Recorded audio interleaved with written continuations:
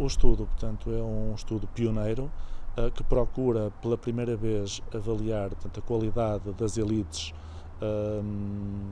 no mundo, portanto, o mundo aqui medido pelos países.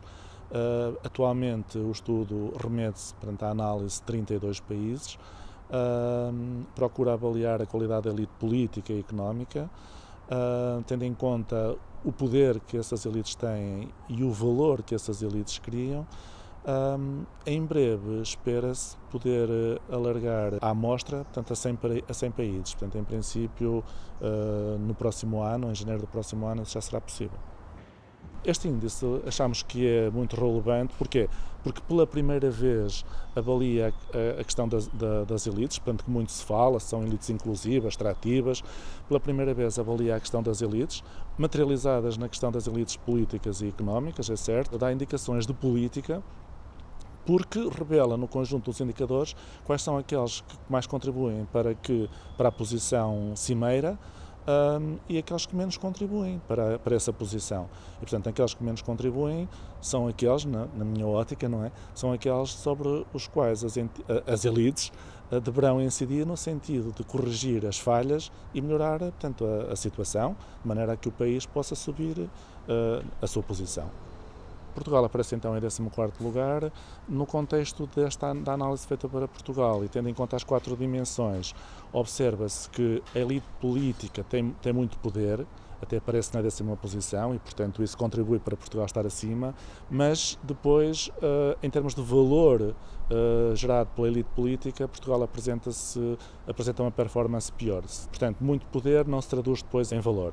No caso da elite económica, passa-se exatamente o contrário, ou seja, não existe um poder económico muito concentrado, mas depois, portanto, nesse contexto, no contexto daquilo que existe, a elite económica consegue criar um valor significativo. São estes valores, portanto, que o índice deu no contexto do estudo atual, medindo a posição dos países e atendendo às várias subdimensões, nós conseguimos perceber quais são os itens em que os países estão melhor e quais os itens em que os países estão pior.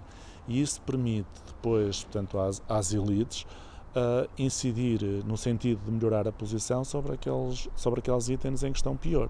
Por exemplo, estou-me a lembrar no caso de Portugal, em que Portugal revela uma posição má no que diz respeito ao contributo da dívida existente e também ao contributo das desigualdades regionais. E, portanto, se quer melhorar a posição de Portugal, certamente que tem que haver medidas de política que corrijam estes 2 indicadores, no sentido de diminuir a dívida e as disparidades regionais, por exemplo. Ou então, por exemplo, também há um indicador em que Portugal não aparece muito bem, na questão do desemprego jovem.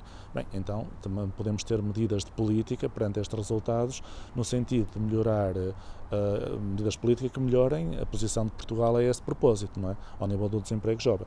E outros, portanto, em todos aqueles em que Portugal se apresenta como pior, se quiser melhorar a sua posição, as elites têm que atuar sobre esses itens no sentido de os corrigir, portanto, portanto, subir nesse indicador e, por essa via, portanto, subir no valor do índice.